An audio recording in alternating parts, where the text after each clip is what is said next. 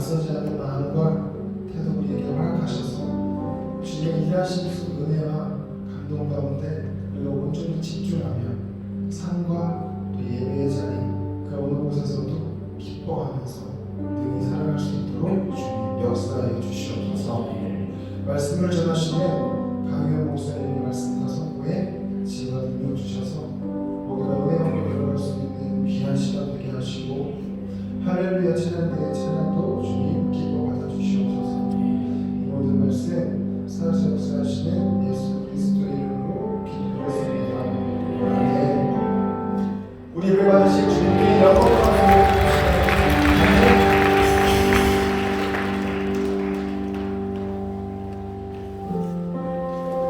네, 이 시간에는 축복하는 시간 기원합니다.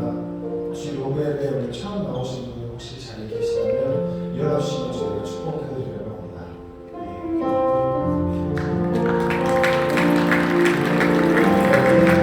네, 말씀 앞에서 진행하고 축복합시다. 주의 말씀 앞에서 당신은 참된 예배자 또 찾으시던 하나님의 기쁨 이 세상을 향한 거룩한 생명빛 되어 이 세상을 위한 구원의 소망 되어 영원한 하나님의 나라 함께 세워가리.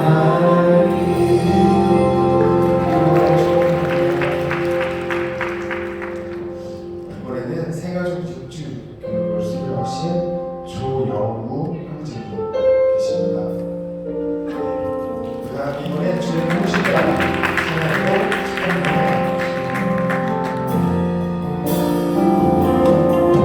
주의 부르심 하나 당신의 삶을 드릴 때 세상은 당신 안에서 주의 영광 보이라. 이 세상을 이길 주님의 군사 되어 이 세상을 섬길 주님의 손과 발 되어 영원한 하나님의 나라 함께 세워가리.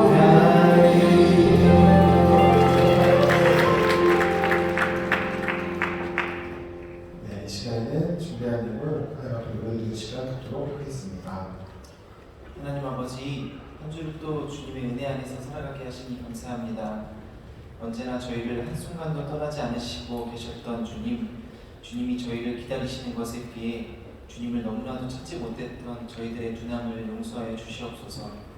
주님 없이는 살 수 없다는 것을 잘 알면서도 주님의 이름을 부르는 것을 놓치지 않는 저희들 되게 하여 주시옵소서.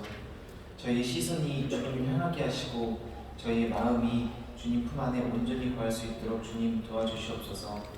감사한 마음으로 주님께 예물 드립니다. 받은 것에 비하면 너무나도 작지만 정성껏 드리오니 온전히 주님의 계획 안에 사용될 수 있게 하여 주시옵소서. 감사드리며 예수님의 이름으로 기도합니다. 아멘.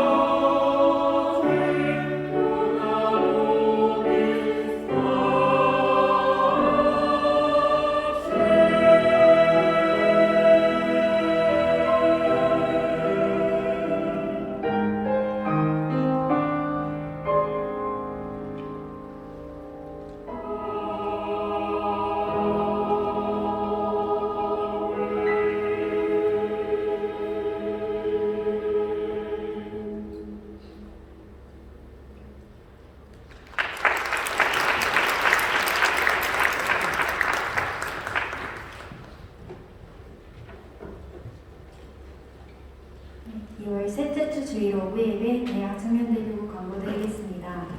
2023년 대신방이 1월 9일부터 계속 진행되고 있습니다. 대신방을 원하는 청년들은 각 구역장님들께 신청해 주시길 바라며 또 신방을 받는 지체분들은 기도로 준비하여 주시길 바랍니다. 2023년 상반기 새학기 새 출발을 위한 인파워먼트 기도회가 2월 26일 주일 오후 3시에 있습니다. 모두 오셔서 상반기를 앞두고 하나님께 기도로 맡겨드리는 시간 되길 소망합니다. 대학청년대교구 전체 양육 프로젝트 DDT가 다시 시작됩니다. 이번에는 초급반 3기, 중급반 2기, 고급반 1기 훈련생을 모집합니다. 3월 15일부터 10주간 진행될 예정이니 DDT에 대한 문의 및 신청은 각 구역장님들을 통해 부탁드립니다. 2월 특별 성령 충만 기도회가 내일부터 한 주간 진행됩니다. 매일 저녁 8시 1층 예루살렘 성전에서 기도회가 있으며 특별히 금요일은 온 가족이 성령 충만 받는 금요철야 기도회로 저녁 9시에 드려지니 참고 부탁드립니다. 오늘 오후 예배에 참석한 청년들 중 대학청년대교구 구역에 소속하기 원하시는 지체들은 새가족팀에게 문의해 주시길 바랍니다. 이상으로 광고 마치겠습니다.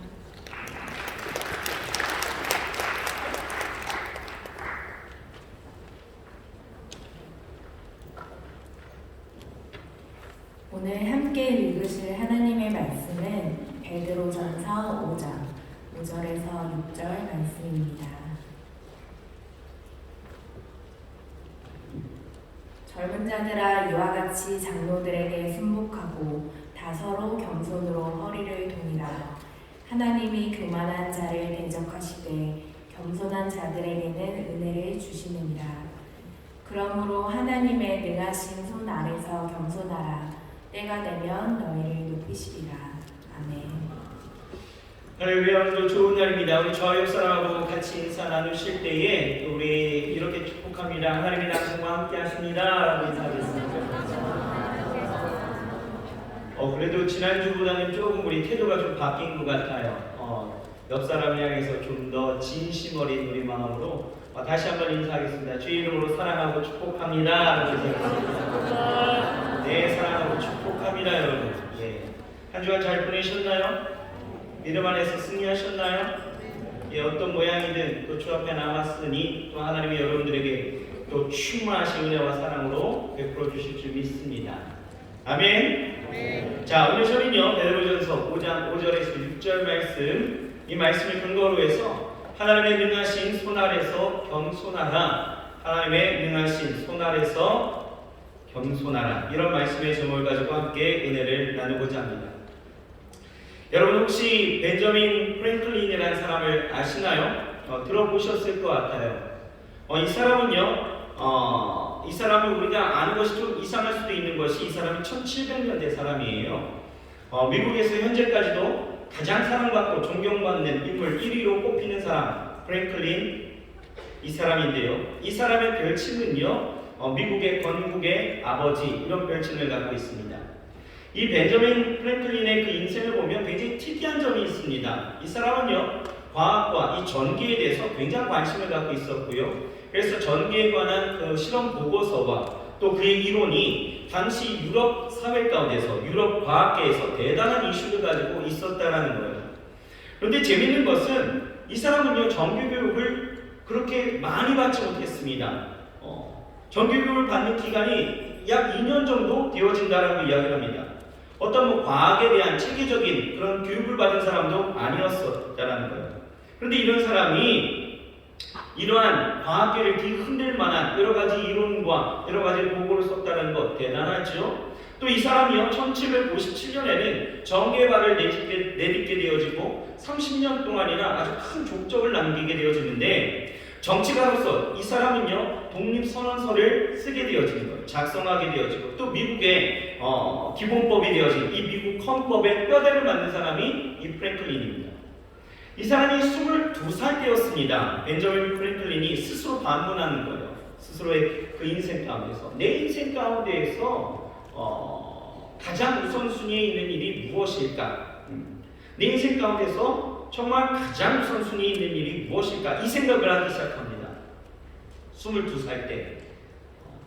이 22살 이런 생각 해본 적 있으신가요? 내 인생 가운데서 가장 우선순위 되는 것이 무엇일까? 그러면서 12가지의 덕목을 뽑아서 자기의 그 인생의 우선순위 이것을 한번 살펴보았습니다. 첫 번째는 뭐냐면요, 절제입니다. 절제. 배부르도 먹지 말자. 또 두 번째는 침묵입니다. 자신이나 남에게 이득되지 않는 말은 내가 하지 말아야 되겠다. 쓸데없는 말 하지 말라는 거죠. 또 질서, 모든 물건을 제자리에 정돈하고 모든 일은 시간에 정해놓고 하게 되어지는 것. 그리고 네 번째는 결단입니다. 해야 할 일들은 내가 반드시 해야 된다는 것. 그리고 다섯째는 절약. 다른 일들과 다른 사람들에게 있어서 또 자신에게 있어서 유익된 일 외에는 돈을 쓰지 말자라는 거죠. 아무 것에도 낭비하지 말자라는 것. 여섯 번째는 근면입니다. 시간을 허비하지 말자라는 거죠. 일곱 번째는 진실. 속이지 말자라는 것. 순수하고 정당하게 생각하고 말과 행동을 일치하게 하자라는 것입니다. 여덟 번째 정의입니다. 남에게 피해를 주지 말자라는 거죠. 또 아홉 번째 중용입니다.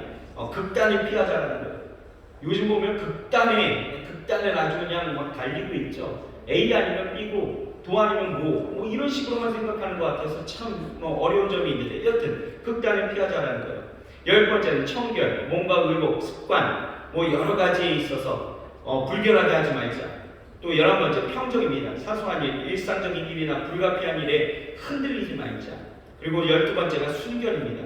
건강이나 자손 때문이 아니라면 성관계를 피하자. 또 감각이 둔해지거나 몸이 이렇게 약해지거나 자신과 다른 이의 그 평화와 또 평판을 위해서라면 내 삶을 잘 지키자. 이런 순결을 강조하게 되어지죠. 이 12가지를 가지고 목사님에게 간 거예요. 그래서 제가 이런 덕목을 가지고 살아가려고 합니다 라고 하면서 그것을 보여줬는데 그것을 본 목사님이 한마디로 이런 이야기를 합니다. 다 좋은데 한 가지가 빠진 것 같아요 라고 이야기했어요. 그래서 이게 무엇입니까? 라고 이야기하니까 목사님이 바로 이야기하는 것이 바로 겸손입니다 라고 이야기합니다. 그러면서 하시는 이야기가 이 12가지를 다 이루었다 해도 당신에게 겸손이 없다라면 이 12가지를 다 잃은 것과 마찬가지입니다 라고 이야기했다는 거예요. 여러분 공감되시나요? 공감되시나요? 예, 겸손이 없으면 다 잃어버리는 거예요. 그래서 프랭클린은 이 12가지에 하나를 더 더해서 그리고 가장 첫 번째 항목으로 겸손을 넣었다라는 이야기가 있습니다. 자, 오늘 본문은요 우리에게 겸손이라는 것을 말씀하고 있습니다. 베드로는 교회와 하나님 나라에 쓰임받는 자들을 향해서 세상 가운데에서도 마찬가지죠. 내가 살아가는 그 삶의 방식이 무엇이어야 하느냐라는 것에 대한 그 질문에 분명하게 대답하는 것이 겸손하라 라고 말씀하고 있는 것입니다. 이 말씀에서 우리가 겸손에 대해 이 분명한 이유를 밝히고 있고 발견할 수 있는데요. 그래서 오늘 설교는요, 왜 우리는 겸손해야 되는가 이것에 대해서 함께 생각해 보고자 합니다. 자, 여러분, 왜 우리가 겸손해야 될까요? 성경은 우리에게 겸손하라 라고 계속 말씀하시는데 왜 겸손해야 될까? 왜? 자, 첫 번째는요, 사람은 교만해서는 안 되는 존재이기 때문에 겸손해야 합니다. 우리 존재 자체, 태생 자체가 우리는 교만해서는 안 된다라는 것입니다. 여러분, 겸손이 뭡니까? 겸손은 남을 존중하고 나를 낮추는 태도를 갖는 것이 겸손이죠. 그런데 오늘날 보면 남을 존중하지 않습니다. 우리가 비단 TV를 볼 때에 정치인들을 봐도 그렇지 않아요? 존중하는 태도 거의 찾아보기 힘들죠. 자신의 의견만 내세우려고 하지 상대의 의견을 들으려 하지 않는다는 것. 자신의 입지를 위해서는 상대를 찍어버리고 또 깎아내리는 일들 얼마든지 서슴없이 하는 것이죠. 정치인들뿐만입니까? 우리가 대중교통을 이용할 때도 마찬가지더라고요. 예전에는 젊은이들이 이 거동이 불편해 보이거나 연세 많으신 분들이 타게 되어지면은 얼마든지 일어나서 자기를 양보하는 모습들을 많이 보게 되어졌어요. 근데 너무 피곤하거나 자신이 힘들면 민망해하면서 자는 척이라도 했었어요. 그런데 얼마 전에 제가 서울을 나가게 되어질 때에 전철을 탔는데 생태가 완전히 바뀌었더라고요. 이제는요 너무나 당당합니다. 핸드폰 보면서 연세가 지긋한 분이 앞에 서 있다 할지라도 이렇게 해서 일어나지를 않습니다. 일어날 생각 안 하더라고요. 이런 거죠. 왜 내가 먼저 타서 자리가 날 때까지 나는 기다렸고 또 기회가 되어져서 앉았는데 내가 왜 일어나야 되는데? 라고 생각하는 거죠. 굉장히 이성적인 접근입니다. 그러나 여러분, 남을 존중하는 태도, 이것은 이성적인 접근에 앞서서 우리는 윤리적 접근이 있어야 하기에 우리는 몸이 불편함이 없다라면 얼마든지 일어날 수 있어야 하고 일어나야 한다는 것입니다. 지금 제가 이런 말을 하면은 목사님 꼰대예요 라고 이야기하며 이해하지 못한 친구들도 얼마든지 있을 것 같은데요. 여러분, 자기 이해가 삶이 중심이 되는 이 극이성주의는 나를 존중하는 태도를 갖는 것에 있어서는 의미가 있겠지만 한편으로는 남을 존중하는 태도를 잃어버리게 해서 겸손의 덕목을 상실하게 한다는 것입니다. 작은 데에서부터 우리는 볼 수 있다는 거죠. 또 여러분, 이런 것도 있어요. 나를 낮추는 태도를 가져야 된대요. 그게 겸손이래요. 근데 요즘 세대를 보면 이것을 굉장히 불편해하더라고요. 요즘은 당당한 삶, 자신감 넘치는 삶을 지향하기 때문에 자신을 부각시키려 하지 자신을 낮춘다는 것은 생각하지 않습니다. 왜 내가 굳이 내가 그렇게 해야 되는지 이해를 요구하는 거죠. 아무튼 시대가 어떻게 돌아가든 중요한 것은요, 진리는 변하지 않는다는 거예요. 시대가 바뀌면서 우리의 생각이 바뀌고 우리의 삶을 살아가는 태도가 바뀔지 모르겠지만 여러분, 진리는 바뀌지 않는다는 거예요. 오늘 성경이 뭐라고 이야기하고 있어요? 겸손하래요. 왜요? 너희는 출발부터가 겸손해야 하는 존재라는 거죠. 여러분, 그래서 겸손은 어디에서 출발하느냐? 어디서요? 스스로 자기의 부족함을 알고 자기의 한계성을 시인하는 데에서부터 출발하는 것인데, 다시 말하면 겸손은 자기 실존을 아는 것에서 시작한다라는 것입니다. 그렇다면 여러분, 나의 실존은 무엇입니까? 나는 뭐예요? 나는 여러분, 사람은요 하나님의 피조물입니다. 인정하시나요? 우리는 하나님의 피조물이에요. 이 말이 굉장히 중요한 것이, 이 말은 사람에게서는 뭐가 있다? 한계성이 있다는 말이에요. 분명 부족함이 있고 연약함이 있다는 거죠. 오늘 본문 6절 말씀 우리가 같이 한번 읽어볼까요? 6절 시작. 그러므로 하나님의 능하신 손 아래서 겸손하라. 때가 되면 너희를 높이시리라. 여러분, 손이 뭐예요? 손은 케르라고 이야기하는데, 이 케르는요 소유, 권리, 권위, 능력, 주권, 힘, 통치, 이런 뜻을 가지고 있는데, 그냥 손이 아니에요. 어떤 손? 능하신 손, 능하신 손 아래서. 그러니까 전능하신, 그 하나님의 전능하신 모든 것을 능력을 가지고 계시는 그 하나님의 통치 아래 놓였기 때문에 너희는 겸손해야 된다는 거예요. 사람은 자기 선택과 상관없이 모든 이들이 하나님의 피조물이고 그 창조주 하나님의 그 능하신 손 아래 있다라는 것이죠. 그게 우리의 존재적 위치예요. 그렇기 때문에 우리는 뭐 해야 된다? 겸손해야 된다라는 것입니다. 그래서 사무엘상 2장을 보면 자신의 그 연약함을 고백했던 이 한나가 이런 기도를 합니다. 사무엘상 2장 6절에서 8절을 보면 이렇게 고백합니다. 같이 한번 고백해 봅시다. 시작. 여호와는 살리기도 하시며 음부에 내리기도 하시고 올리기도 하시는도다. 여호와는 가난하게도 하시고 부하게도 하시며 낮추기도 하시고 높이기도 하시는도다. 가난한 자를 진토에서 일으키시며 빈핍한 자를 거름더미에서 드사 귀족들과 함께 앉게 하시며 영광의 위를 차지하게 하시는도다. 땅의 기둥들은 여호와의 것이라. 여호와께서 세계를 그 위에 세우셨도다. 여러분, 이거 인정하십니까? 여러분들도 이렇게 고백하시나요?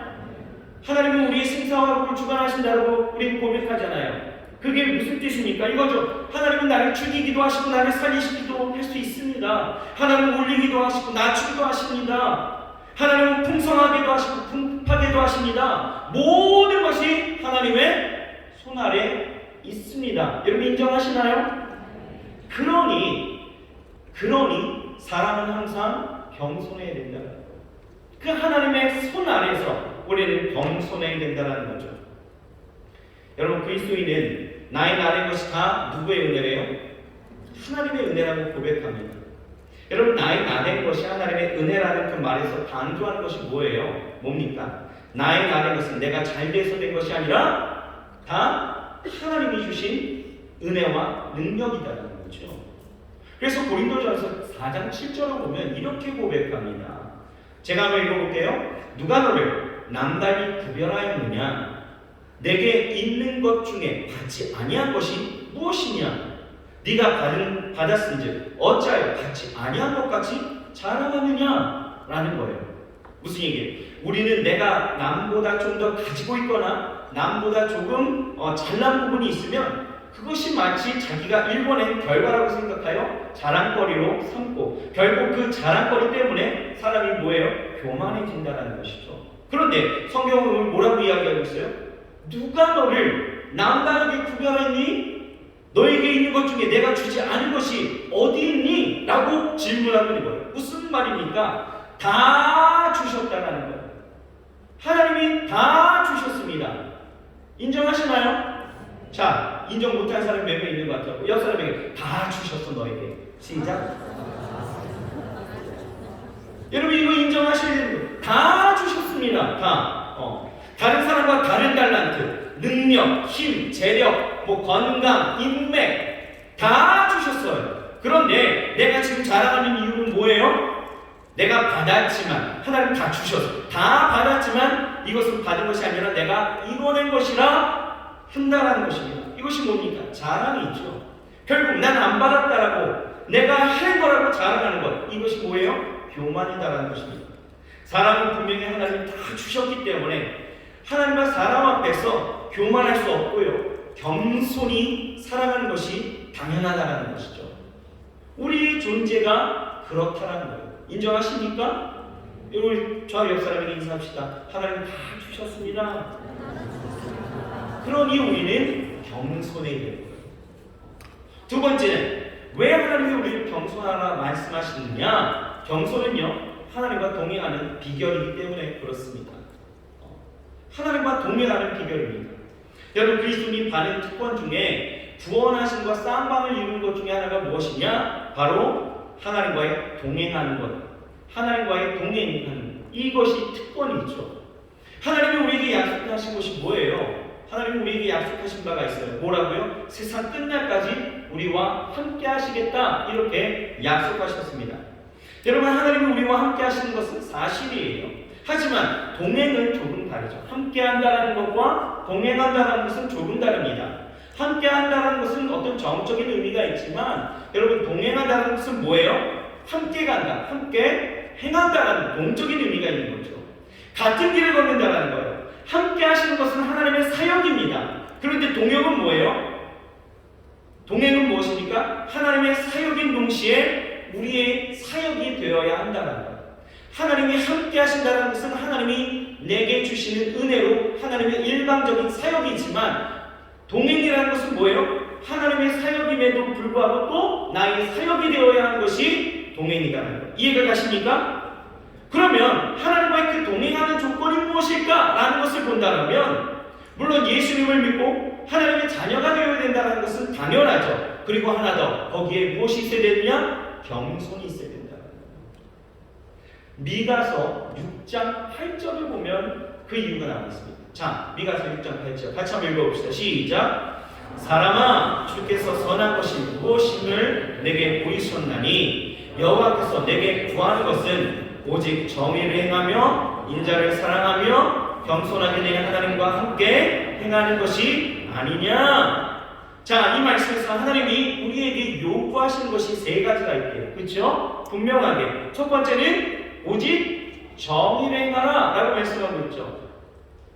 진리가 기준이 되어서 진리를 따라 사는 거예요. 말씀대로, 말씀을 내 삶에 오직 한 가지 기준으로 삼아 말씀대로 살아가는 것. 또 하나님의 성품을 생활 속에서, 삶 가운데에서, 세상 가운데에서 하나님의 성품을 구현해내라. 이것이 바로 오직 정의를 행하는 것. 이렇게 이해할 수 있는 거죠. 또 두 번째는 인자를 사랑하래요. 인자를 사랑하라. 인자를 사랑한다는 것은 헤세드죠. 한결같은 사랑으로 사람들과의 그 관계를 자비를 베풀어라 라고 이야기하는 게 인자를 사랑하는 거예요. 자비를 베풀어야 됩니다. 자, 오늘 우리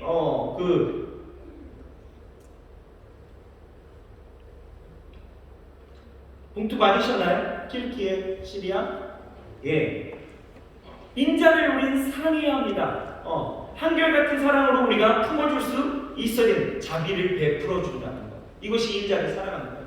이게 하나님이 우리에게 요구하시는 거예요. 또 세 번째는 뭡니까? 하나님과 함께하라, 하나님과 동행하라 라고 이야기하고 있죠. 이 하나님과 함께 행하는 것, 함께 행하는 것, 동행이죠.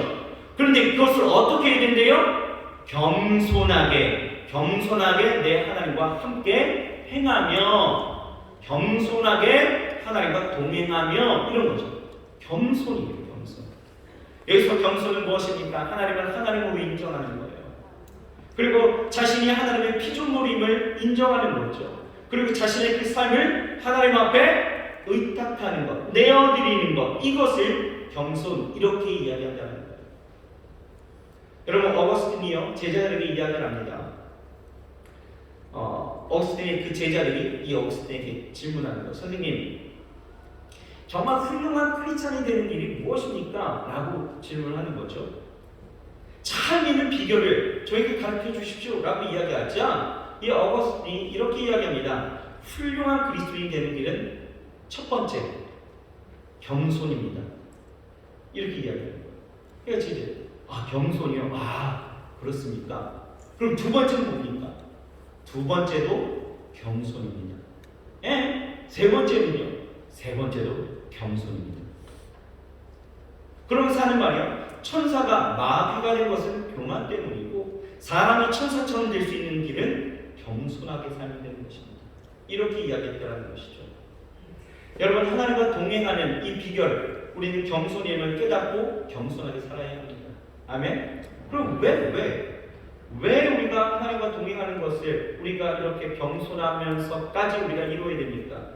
여러분, 하나님과 동행하는 것이 얼마나 기쁜지 여러분들은 아셔야 돼요. 왜 그것이 큰 기쁨일까요? 왜요? 여러분, 하나님과 동행했던 이 에덴의 모습을 우리가 좀 상상해 봤으면 좋겠어요. 하나님은 첫사람이 아담과 창조된 그 아름다운 세계 가운데서 함께 하시죠. 그죠? 그리고 함께 행하십니다. 거닐면서 그 영광 가운데 살게 하셨다는 거예요.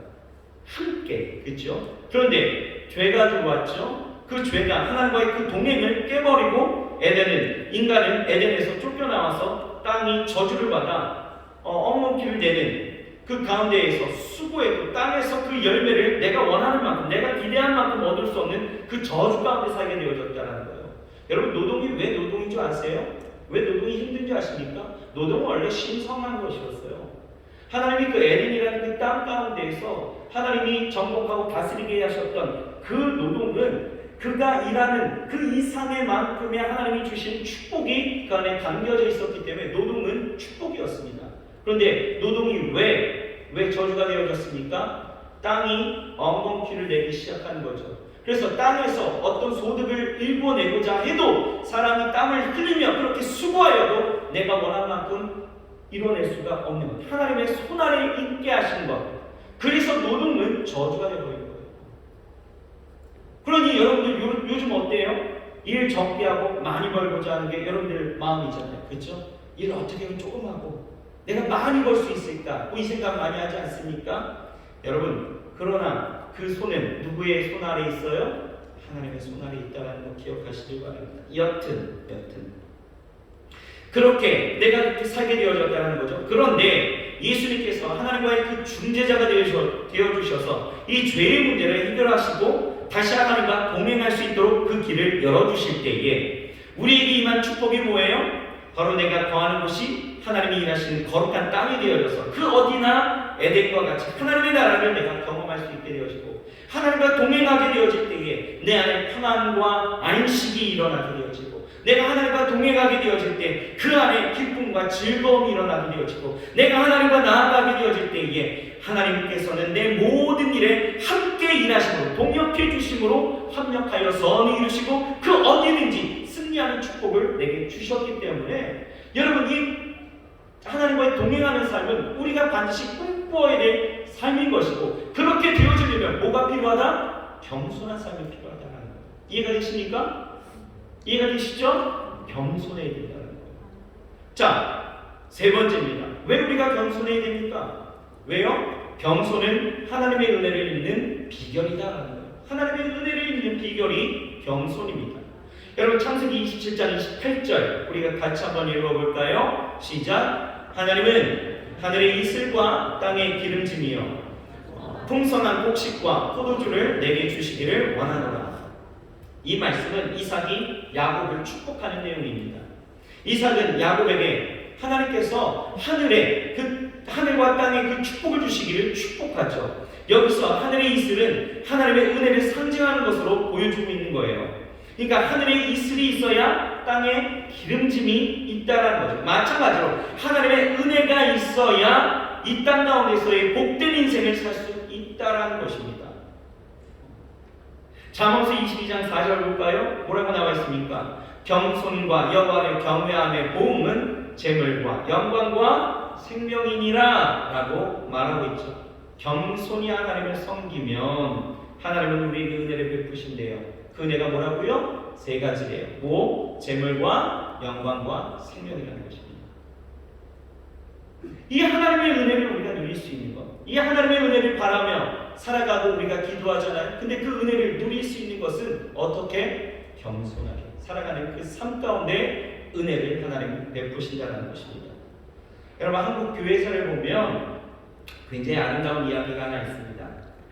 경상남도 그 남해에 있는 섬에서 한 사람이 출생을 합니다. 이자익이라는 사람이 출생을 해요. 이 사람의 집은요 굉장히 가난했습니다.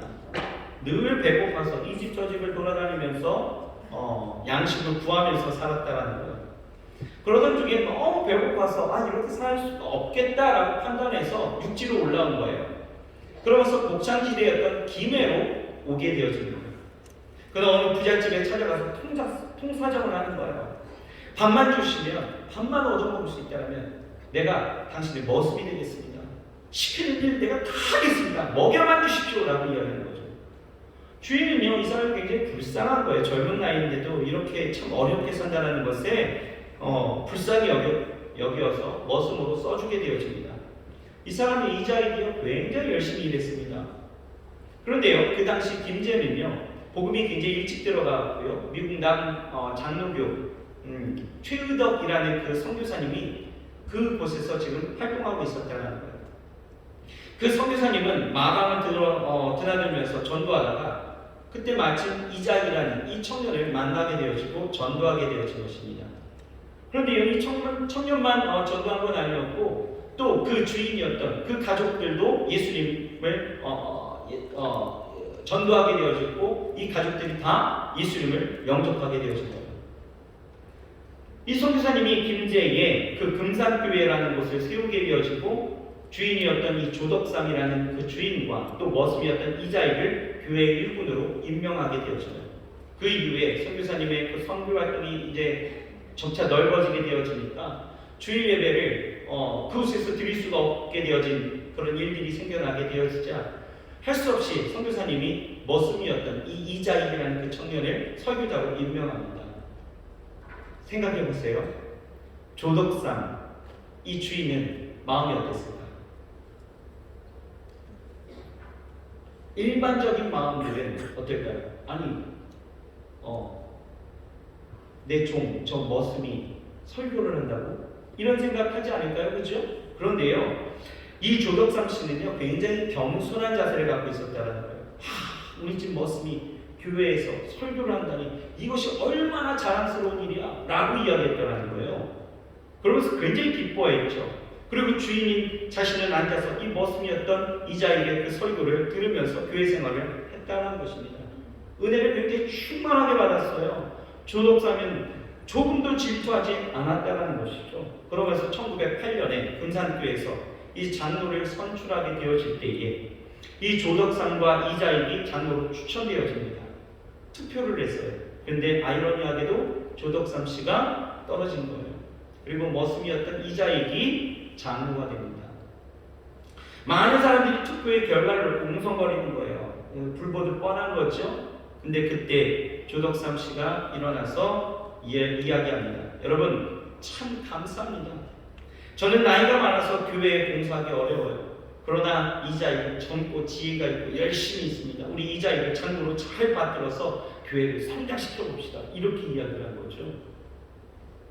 모두가 그 자리에 있었던 모두가 이 조덕삼 성도의 그 겸손에 놀랐다는 것이죠. 그리고 모두가 일제히 박수를 치면서 하나님 앞에 영광을 돌립니다.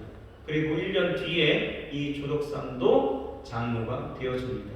그 이후에 선교사님의 추천으로 이 이자익 장로는 이제 평양에서 신학을 공부하고 목사로 안수받고 금산교회 담임 목사로 취임하게 돼요. 그리고 이자익 목사님은 한국 장로교회에서 총회장을 3번이나 역임하게 되어집니다. 그리고 겸손한 마음으로 낮아져서 자기의 집에 머슴이었던 이자익 목사님을 잘 받들어 섬겼던 이 조덕삼 장로님은요, 집안 대대로 그 하나님의 은혜가 넘쳐나서 크게 쓰임을 받는 그 은혜를 경험할 수 있었다라는 것이 기록되어져 있어요. 여러분, 하나님은요 겸손한 사람에게 은혜를 주십니다. 베드로전서 5장 5절, 오늘 본문에도 5절 말씀에도 뭐라고 이야기하고 있어요? 같이 한번 읽어봅시다. 시작. 젊은 자들아, 이와 같이 장로들에게 순종하고 다 서로 겸손으로 허리를 동이라. 하나님은 교만한 자를 대적하시되 겸손한 자들에게는 은혜를 주십니다. 할렐루야. 하나님은 겸손으로 허리를 동인 사람들에게 은혜를 주신대요. 여러분, 동인다라는 말은 착용하다, 몸에 매다, 작업복같이 뭔가 입다, 이런 뜻을 갖고 있어요. 그래서 이 구절을 보게 되어지면 서로에게 복종하여 겸손으로 옷 입으라, 이런 뜻으로도 쓰이게 되어져. 이 사도 바울은요, 골로새서 3장 12절에 우리가 입어야 될 옷이 몇 가지 있는데 그 중 하나가 겸손의 옷이라고 이야기를 합니다. 자, 3장 12절 이렇게 이야기해요. 그러므로 너희는 하나님이 택하사 거룩하고 사랑받는 자처럼 긍휼과 자비와 겸손과 온유와 오래 참음에 옷 입고, 이렇게 나왔어요. 겸손의 옷을 입어야 된다는 거죠. 여러분, 베드로 사도가 살던 시대의 사람들은요, 사회의 그 신분에 따라서 입던 옷이 다릅니다. 오늘날 경찰이나 소방공무원, 우편 집배원들의 그 제복, 그 작업복들이 다른 것처럼 그리스도인들은요, 겸손의 작업복을 입고 살아가야 된다는 것이죠. 그렇게 겸손하게 되어질 때에 하나님의 은혜가 임한다는 것입니다. 여러분, 성경을 보면요, 아합 왕이요, 우상 숭배가 심했잖아요. 그래서 가장 악한 왕이라고 지칭되어졌던 사람이 이 아합입니다. 그런데 한 번은요, 엘리야 선지자가 이 아합을 만나서 하나님의 심판을 예언하게 되어져요. 하나님께서 아합을 쓸어버리시고 그에게 속한 남자를 다 멸하신다라고 말씀하시는 거죠. 그러자 아합이 이 엘리야의 그 예언을 듣고는요, 즉시로 회개를 했습니다. 그래서 열왕기상 21장 27절을 보면 아합이 이 모든 말씀을 들을 때에 그의 옷을 찢고 붉은 배로 몸을 동이고 금식하고 붉은 배 위에 누우며 또 풀이 죽어 다니니라, 이렇게 말씀하고 있어요. 그리고 엘리야에게 다시 예언의 말씀을 하나님이 주시는 거죠. 그러면서 열왕기상 21장 29절을 보면 뭐라고 나와 있느냐, 같이 한번 읽어볼까요? 시작. 아합이 내 앞에서 겸비함으로 내가 보느냐, 그가 내 앞에서 겸비함으로 내가 재앙을 저의 시대에는 내리지 아니하고 그 아들의 시대에야 그의 집에 재앙을 내리라 하셨더라. 보세요, 하나님께서 이스라엘의 역사에서 가장 악랄했던 그 아합이 어떻게 겸손하게 회개하게 되어질 때 그를 향한 그 심판을 하나님이 연기시켜 주셨다는 거죠. 뭡니까? 겸손은 하나님의 은혜를 입게 한다라는 것입니다. 여러분, 이 자리 우리 다 은혜 받기를 소망하면서 이 자리에 앉아 있습니다. 인정하시나요? 우리 모두가 하나님의 은혜가 있어야 된다는 것을 고백하면서 이 자리 가운데 우리 함께 예배하고 있어요. 나는 하나님의 축복이 필요합니다. 나는 하나님의 그 은혜가 필요합니다. 이 자리에서 우리 함께 기도하면서 이 자리에 앉고 있다는 거죠. 그러려면 우리 안에 필요한 것이 무엇이다? 겸손이다. 자, 마지막 네 번째, 왜 우리가 겸손해야 됩니까? 왜요? 교만이 멸망의 선봉이기 때문에 그렇다는 것이죠. 잠언서 18장 12절 우리 잘 아는 말씀입니다. 같이 한번 큰 소리를 읽어봅시다. 시작. 사람의 마음의 교만은 멸망에, 겸손은 존귀해지려면, 인생이 존귀해지려면 어떻게 된다? 겸손하면 된다. 그런데 반대로 멸망하려면, 여러분, 교만하면 되는 거예요. 여러분 수탉이요, 둘이 싸우다가 암탉을 하나 차지하려고 둘이 싸우다가 치열하게 싸웁니다. 그리고 한 수탉이 이겼습니다. 기세가 등등하죠. 그래서 그 기세에 어떻게든 자기가 나타내려고 담장 위로 훌쩍 뛰어 올라갑니다. 날아 올라갑니다. 그리고 담장 위에서 외치기 시작하는 거죠. 어떻게 해요? 이겼다 이럽니까? 닭이? 아니죠. 꺾여! 그럴 거예요. 이때 이게 하늘에서 날던 독수리가 어떻게 했을까요? 갑자기 확 내려와서 배고파 담 위에 있었던 이 수탉을 집어삼켰다는 거죠. 여러분 이 이야기가 그냥 굉장히 쉬운 것 같지만 여러분 그거예요. 우리가 겸손한다면 우리는 삽니다. 하지만 교만하면 죽는 거예요. 쉽죠? 겸손하면 살고 교만하면 죽는다. 이거 어렵지 않잖아요. 오늘 베드로전서 5장 5절도 분명하게 말씀하시는 것이 뭐라고 이야기하고 있습니까? 다시 한번 읽어볼까요? 젊은 자들아 이와 같이 장로들에게 순종하고 다 서로 겸손으로 허리를 동이라. 하나님은 교만한 자를 대적하시되 겸손한 자에게 은혜를 주신대요. 하나님은 교만한 자를 대적하신대요. 여기서 대적한다는 말은 여러분 그 용어 자체가 전투 용어예요. 전투 용어. 그러니까 전쟁을 할 때에 적과 맞서 싸우듯이 하나님이 교만한 자를 그렇게 맞서 싸우시겠다라고 말씀하고 있는 거예요. 그러니 교만한 사람은 어떻게 됩니까? 결국 다 망하는 것이죠.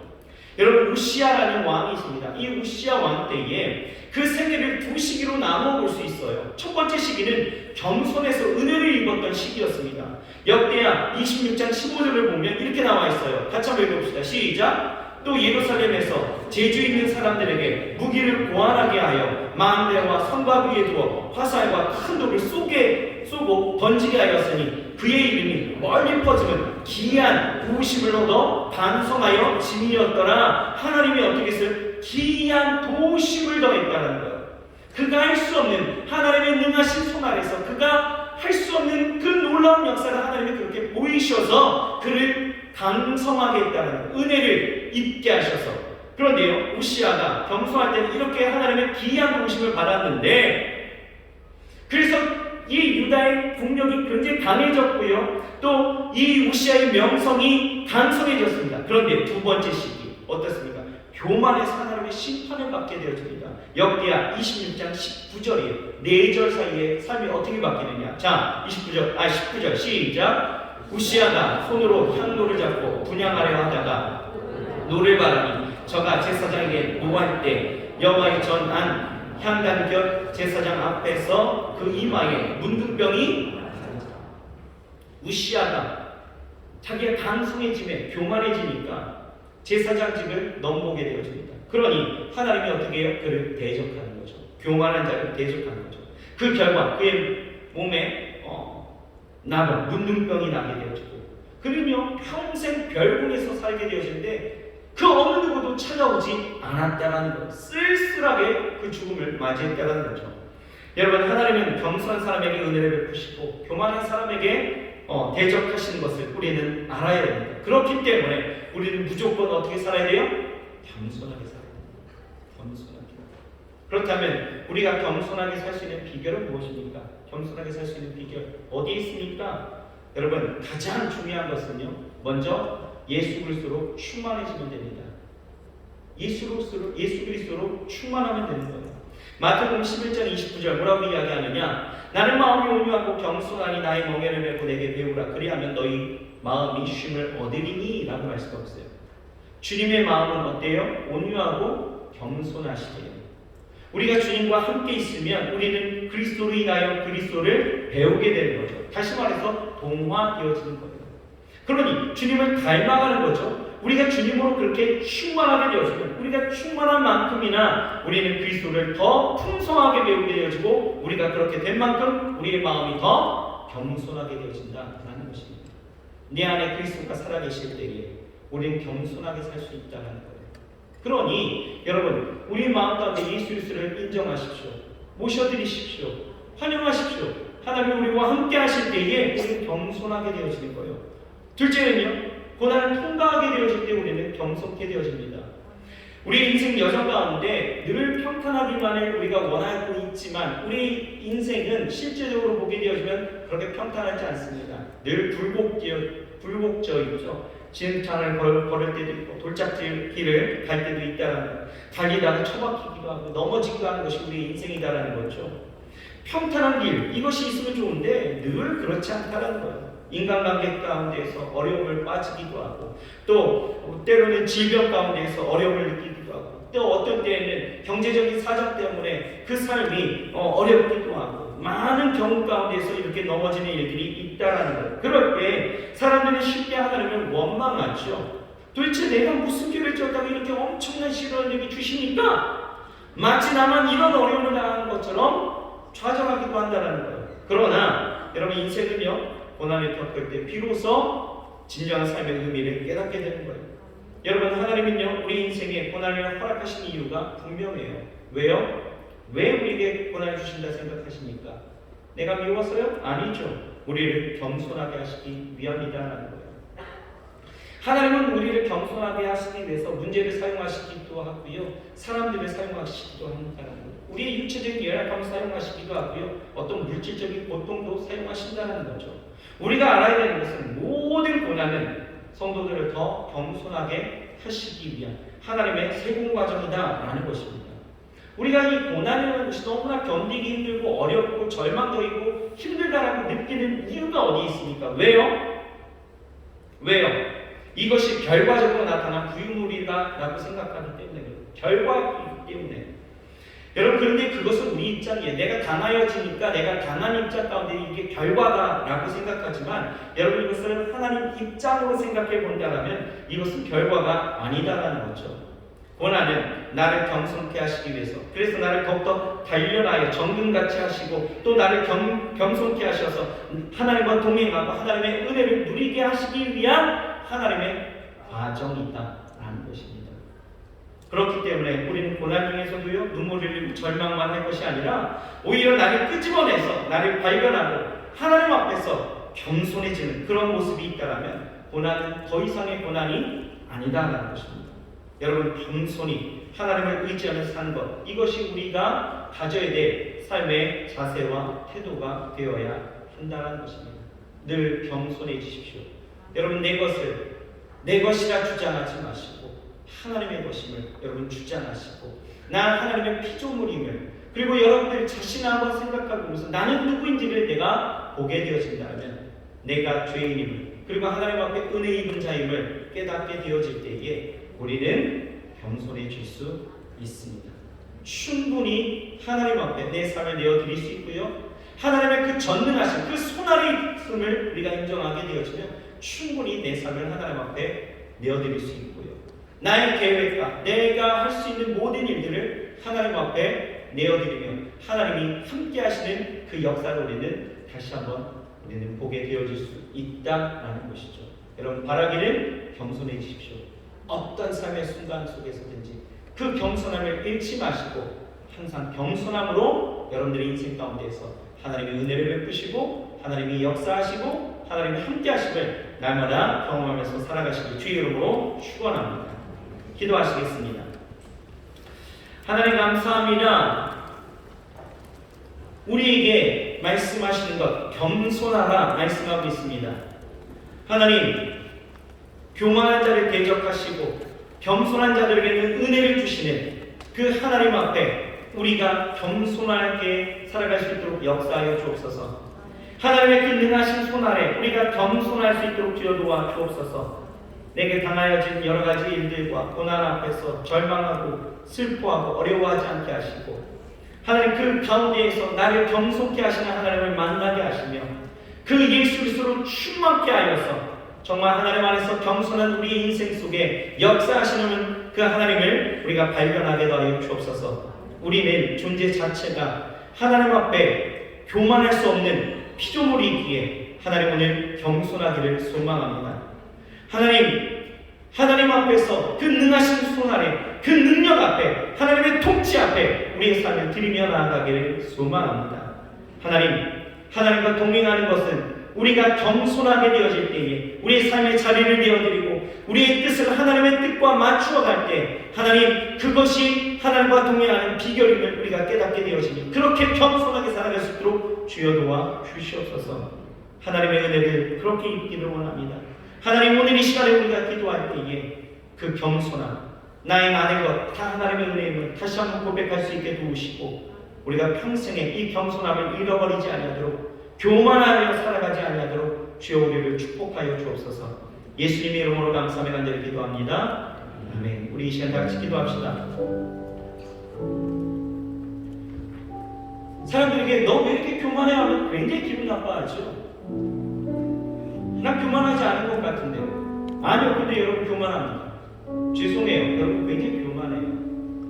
왜요? 삶의 자리에서 단일고 하나님 앞에 내어드릴 생각 없어요. 내가 다 하고 싶은 거예요. 하나님의 뜻에 맞춰보기 싫어요. 내 뜻대로 살아가고 싶은 것이 내 지금의 심정이 있죠. 그게 교만인지 모르고 그렇게 살아가고 있는 모습. 그런데요, 오늘 성경에 뭐라고 이야기하느냐? 교만한 자를 하나님은 대적하신대요. 전투적인 부분으로 우리에게 그렇게 강력하게 말씀하고 있다는 거죠. 여러분 왜 위험스럽게 살아가십니까? 하나님의 은혜를 믿는 방법, 하나님과 동행하는 것, 하나님의 도우심을 입는 것. 여러분 단 한 가지예요. 겸손하면 된대요. 그런데 왜 내 삶을 내 것이라, 내 계획을 내가 하는 것이라, 내 삶의 결과를 내 뜻대로 되어진 내 성과라 여기면서 살아가고 있으십니까? 오늘 이 시간에 하나님 앞에 우리의 삶을 내어드립시다. 하나님, 내 삶은 하나님의 것입니다. 내 삶을 통하여 하나님이 일하십니다. 하나님 나의 계획 속에 하나님의 뜻이 있기를 소망합니다. 하나님 나의 가는 그 발걸음에 하나님이 동행하여 같이 함께 하시며 일하실 줄 믿습니다. 하나님 두렵지 않게 하시옵소서. 주가 동행하시니 불안해하지 않게 하시옵소서. 어떤 삶의 순간에 있었든지 나와 동행하시는, 내게 은혜를 주시는 그 능하신 손으로 나를 다스리시고 통치하시는 하나님의 역사하심을 내가 날마다 경험하게 하여 주옵소서. 그렇게 하나님과 함께하게 하여 주옵소서. 우리 말씀을 생각하시면서 우리 주여 세워 부르시고 통성으로 기도합니다. 주여, 주여, 주여. 하나님 감사합니다. 아버지 하나님 우리 주님의 아버지 하나님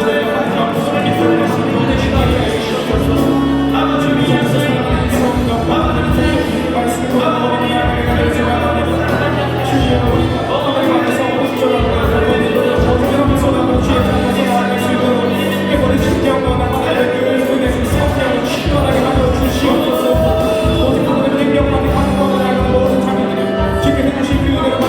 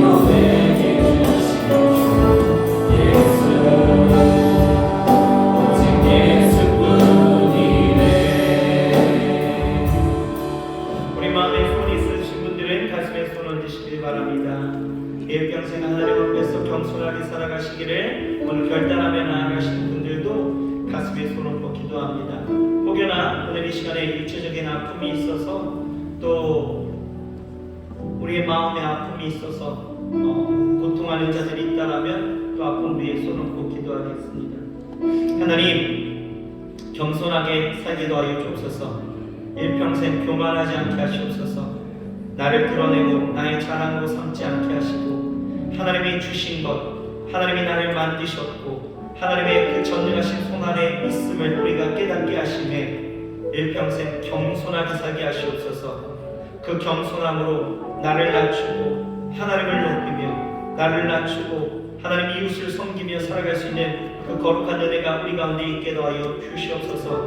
겸손할 때에 하나님의 은혜가 우리 가운데 있을 줄 믿사오니, 하나님, 날마다 하나님의 은혜의 풍요가 되어지는 그 겸손이 우리 가운데 물들게 도하여 주옵소서. 오늘 그 겸손을 허리에 동이라 말씀하고 있습니다.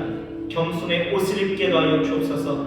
그것이 그냥 보여지는, 마음에 없는 그러한 형식적인 그런 모습들이 아니라 정말 하나님 앞에 우리의 삶을 내어드리며 나의 삶의 계획과 나의 뜻을 하나님 앞에 맞추어 정말 하나님의 뜻이 내 삶에 주장되어지는, 그래서 그 인생 가운데 평안과 안식과 그 결과의 승리가 보여지는 그 은혜가, 그리고 그 삶에 두려움 없고 불안 없는 그 거룩한 하나님의 은혜가 우리 가운데 있게 도하여 주시옵소서. 하나님, 우리 사랑하는 청년들 인생길이 참 어렵습니다. 보여지는 것보다 보이지 않는 일들이 너무나 많기에 불안하고 두렵고 힘겨워하는 것들이 많이 있습니다. 하지만 하나님, 우리가 그 삶의 상황이 어떠하든지 우리가 겸손으로 하나님과 동행하며 살아갈 때에 하나님 함께 하시고 주께서 역사하신 줄 믿사오니 더 이상 불안해하거나 두려워하지 않게 하여 주옵시고, 그 삶에 온전히 하나님의 그 생각과 하나님의 역사하심이 내 삶 가운데 이루어질 수 있도록, 하나님의 그 일하심의 그 결과들이 내 삶으로 목도되어질 수 있도록 주여 축복하여 주시옵소서. 우리 안에 좋은 일들이 일어나게 하여 주시옵시고, 우리 안에 꿈꾸고 바라고 생각하는 모든 일들에 하나님 아름다운 역사가 일어나게 하여 주시옵소서. 아픈 자들 아버지님이 기억하여 주시고 오늘 이 시간 깨끗이 치료하여 주셔서 하나님 안에서 건강함을 누리게 하여 주시고 일평생 하나님과 함께하며 살아갈 수 있도록 주여 축복하여 주시옵소서. 아버지 하나님이여, 또 오늘 새가족 교육 6주간을 잘 수료한 우리 조용우 형제 있습니다. 하나님, 평생에 겸손하게 하시고 하나님과 동행하며 살아갈 수 있도록 주께서 역사하여 주옵시며 하나님의 은혜의 통로가 우리 형제에게 열리게 하여 주옵소서. 우리 김민재, 이윤서 하나님 두 자매 형제를 하나님 보내주시니 감사합니다. 하나님, 믿음의 공동체 안에서 하나님 우리 교회 안에서 정말 믿음으로 자라가고 또한 하나님 안에서 성장하며 무엇보다도 하나님을 만나고 구원의 은혜와 능력과 하나님이 주시는 그 축복함이 이 두 사람에게 넘쳐날 수 있도록 역사하여 주옵소서. 하나님 귀한 예물 하나님 앞에 올려드리기를 소망합니다. 이 예물 쓰는 곳곳마다 그리스도의 영광으로 나타나게 하시고 아버지 하나님이여 드린 손길들을 주께서 기억하여 주셔서 마음껏 주께서 축복하여 주시옵소서. 예물 쓰이는 곳곳마다 그리스도의 영광으로 가득하게 하시고 특별히 아버지 하나님 트르키예와 또 시리아의 아버지 하나님의 지진으로 피해 입은 많은 이들의 그 마음을 위로하시고 하나님 저들을 위하여 우리가 자비를 베풀고 또한 하나님의 사랑을 베풀게 되어질 때에 그곳에 또한 하나님의 생명의 역사가 다시 한번 일어날 수 있도록 주여 축복하여 주시옵소서. 예수님의 이름으로 축복하고 감사하며 간절히 기도드렸사옵나이다. 아멘. 지금 우리 구주 예수 그리스도의 은혜와 아버지 하나님의 영원하신 사랑과 보혜사 성령님 내주하시고 교통하시고 충만케 하시는 역사가 오늘 함께 예배하고 이제 세상을 향하여 나아갈 때에 이제 겸손의 옷을 입고 하나님의 은혜를 입고 하나님과 동행하며 살아가기를 소망하며 일어서는 모든 이들의 머리마다 지금부터 영원토록 함께 하실지어다. 아멘.